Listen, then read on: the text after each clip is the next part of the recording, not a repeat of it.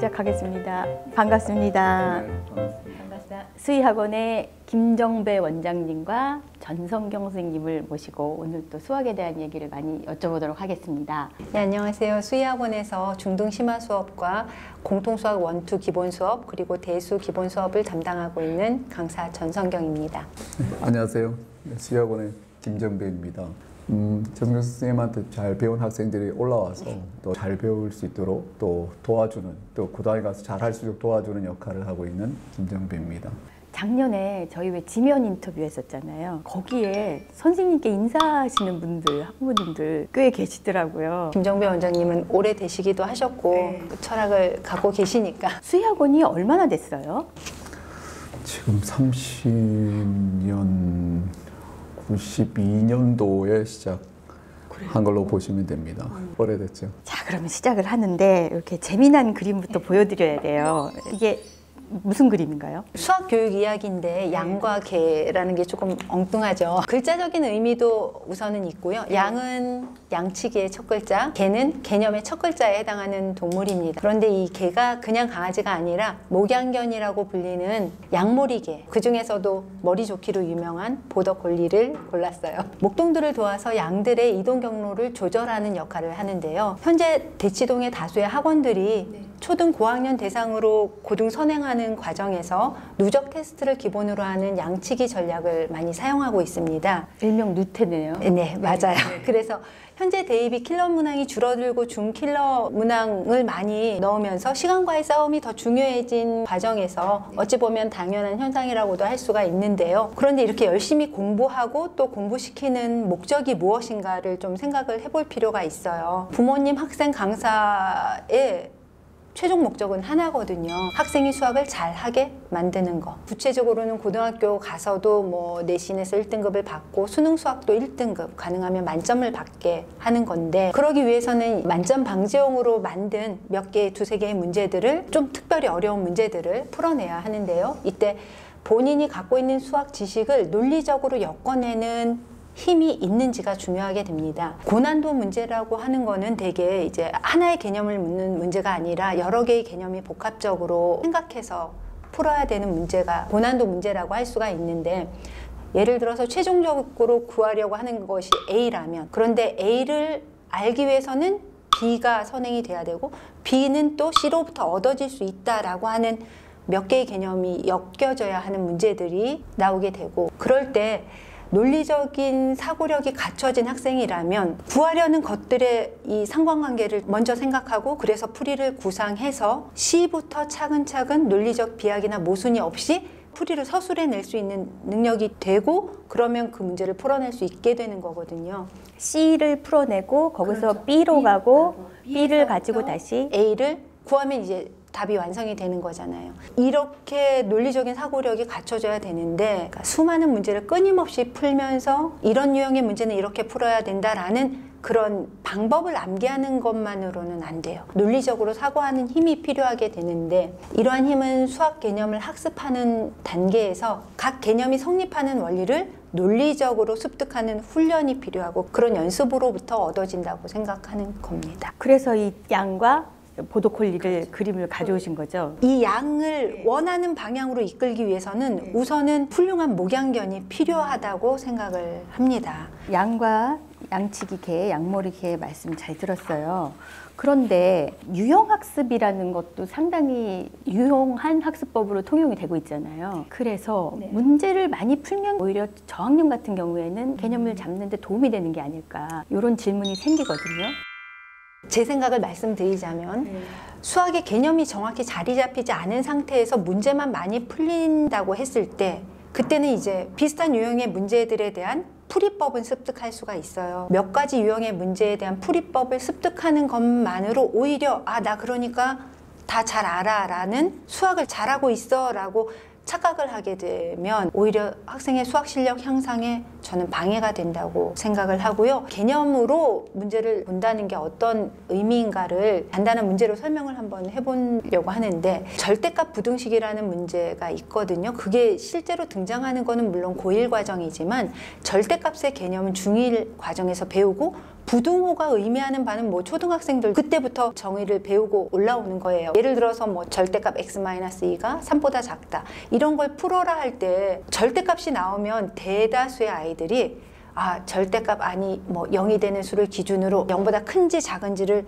막 나눠서 식을 무조건 쓰기 시작해요. 거의 기계적으로 식을 쓰는데 그 방법이 잘못됐다는 건 아니지만 모든 절대값이 있는 문제를 그렇게 풀이할 필요가 없고 사실은 절대값의 의미가 뭔가 이 부등식이 의미하는 바가 뭔가 이 절대값의 개념이 수직선에서 원점으로부터 거기까지의 거리라고 하는 개념을 적용한다면 수직선을 그려서 수직선 위에서 답이 나와버리는 문제인데 기계적으로 풀이하게 되는 거죠. 유형에 맞춰서 푸느라고 직선으로 가야 될 풀이법을 돌아서 갈 수도 있는 거고 그런 경우들이 꽤 많이 있습니다. 또 유형에만 너무 익숙해진 나머지 내가 수학을 잘한다고 착각을 할 수도 있는 그 문제를 아니까 나는 이 개념을 알아라고 착각해버리면 거기에 대해서 더 배울 마음의 여지가 생기지 않아서 개념을 확장하고 본인의 실력이 향상되는 것에 대해서 좀 방해가 된다고 보고 있어요.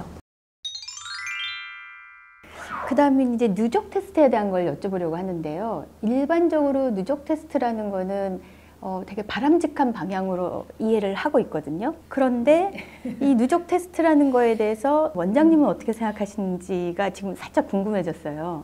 아이를 좀 그 방법을 통해서 학습을 끌어올릴 수 있지 않나 이런 어떻게 보면 요즘 절대 가치처럼 뭐 생각하는 면이 있는 것 같아요. 근데 누적 테스트를 보는 이유를 뭘까를 한번 생각을 해봐야 될 것 같아요. 그 테스트의 목적은 일단 이전 배웠던 것을 한번 더 풀면서 예전 것을 잊어먹지 않도록 하는 데 목적이 있다고 생각을 합니다. 그럼 한마디로 보면 그건 기억이죠. 근데 기억이 필요할 때가 언제냐가 이제 중요한데요. 가령 고등학생이 내신 시험을 본다면 일단 기억을 다 하고 있어야 됩니다. 풀어봤던 내용들, 개념들 다 기억하고 있어야 되는데 그건 시험의 목적에서 점수를 반드시 얻어야 되기 때문에 그렇죠. 근데 지금 학생들이 이제 어린 아이들이 똑같이 누적 테스트를 본다면 이 친구들은 곧바로 시험 준비를 하는 게 아니죠. 그 친구들은 결과를 곧바로 보는 게 아니라 나중에 잘 볼 수 있는 결과를 만들기 위해서 학습 능력을 키워야 된다고 봅니다. 그렇게 보면 누적에서 이전 학습에 대해서 나왔던 문제를 아이가 틀렸고 또 최근에 배웠던 직전 수업에서 배웠던 내용을 또 틀린 경우 그 두 가지를 비교해 보면 그럼 뭐가 더 중요할까를 한번 생각을 해봐야 된다고 생각합니다.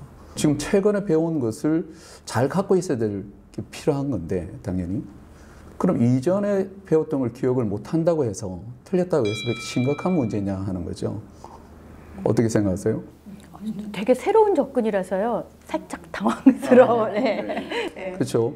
가르치는 입장에 보면 아이한테 수업 내용을 전달을 했는데 이 전달한 걸 최근에 배운 것도 제대로 학습이 안 돼 있다는 걸 보이면 그게 우선적으로 접근하는 게 당연하거든요. 왜냐하면 그걸 바탕으로 그 다음 진도를 이어나가기 때문에. 근데 예전에 것을 배운 것을 기억을 지금 못한다 해서 심각하냐라고 하는 것은 상당히 좀 생각할 부분이라고 생각을 합니다. 누태가 도움이 되는 학생들이 내신을 대비해야 되는 또는 개념 학습이 확실하게 탄탄하게 자리 잡고 공부를 잘하는 학생이 그런 학생들한테 유의미하다고 해서 모든 학생들에게 유의미할 거냐. 공부를 잘하는 학생들, 개념이 이미 탄탄한 학생들에게 유의미하다고 해서 모든 학생들에게 유의미하지는 않다. 라는 생각을 갖고 있는 겁니다. 그래서 아까 말씀드린 것처럼 그 두 가지를 놓고 좀 진지하게 생각을 해봐야 된다고 봅니다. 누구나 다 배운 것을 다 갖고 있지는 않습니다. 잊어먹게 돼 있어요. 그럼 잊어먹은 게 항상 문제냐? 저는 그렇게 생각하지 않습니다. 새로운 게 들어가면서 또 뒤에서 언젠가 또 한 번 또 배울 거 아닙니까? 배우면서 그걸 통해서 다시 또 살릴 수 있겠죠. 기회는 얼마든지. 지금 배우는 학생들이 대부분 고등학교 과정을 배운다고 할 때 어린 입장에서 물론 초등학교 고학년 중학교 1학년, 2학년 이 친구들이 곧바로 학교 내신을 준비하는 것도 아닌데 그러면 그 안에 단순히 이런 문제 예전에 배운 게 있어 라고 제시하는 것으로 이 친구의 학습 역량이 올라갔다고 볼 수 있느냐에 대해서 생각을 해야 된다고 봅니다. 어떻게 보면 상위권 학생한테는 이미 개념을 갖고 있다는 전제 속에서 예전에 건드리지 않았던 문제를 등장시킴으로 인해서 한번 생각을 해보고 도전을 주고 그러면서 여러 복합 개념들을 쓸 수 있는 것을 경험해 보는 것은 상당히 의미가 있습니다. 근데 모든 학생이 그렇지는 않지 않습니까? 조금 전에 전성교 선생님이 말씀하신 것처럼 10%나 20% 정도는 누적의 의미를 부여할 수는 있겠죠. 근데 모든 학생이 그렇지 않은데 그럼 처음에 배운 입장에서 누적을 달려간다면 각 단원마다 정확하게 개념을 이해하는 단계보다 그냥 이전에 풀었던 거 계속 신경을 쓸 겁니다. 그것도 오답하고요.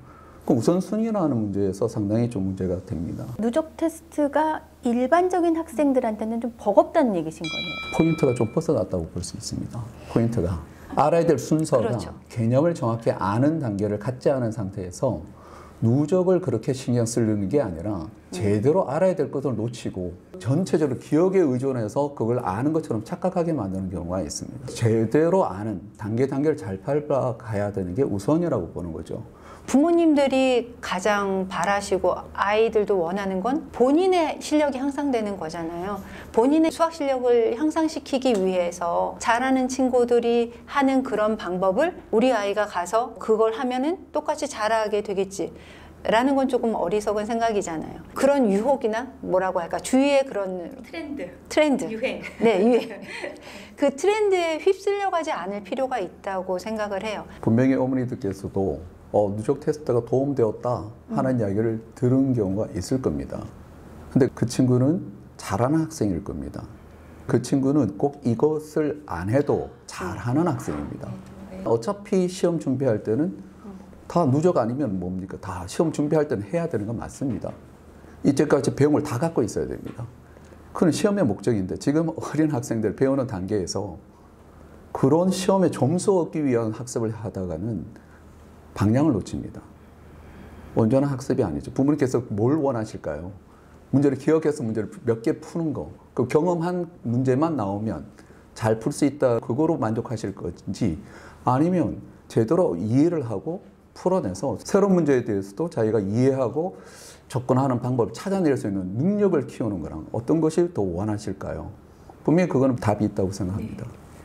궁극적으로는 학습 능력 신장이 가장 우선시돼야 되는 가치인데 누테라는 거는 어찌 보면은 양측의 한 모습으로 이해가 될 수 있다는 얘기신 거죠. 그렇죠. 네, 맞습니다. 이제 궁금한 게 하나 생기는데요. 그럼 이제 지금 현재 배우고 있는 개념을 충실하게 이해를 하고 이걸 쫓아가는 게 제일 중요한 과제인 건 제가 이해를 했거든요. 네네.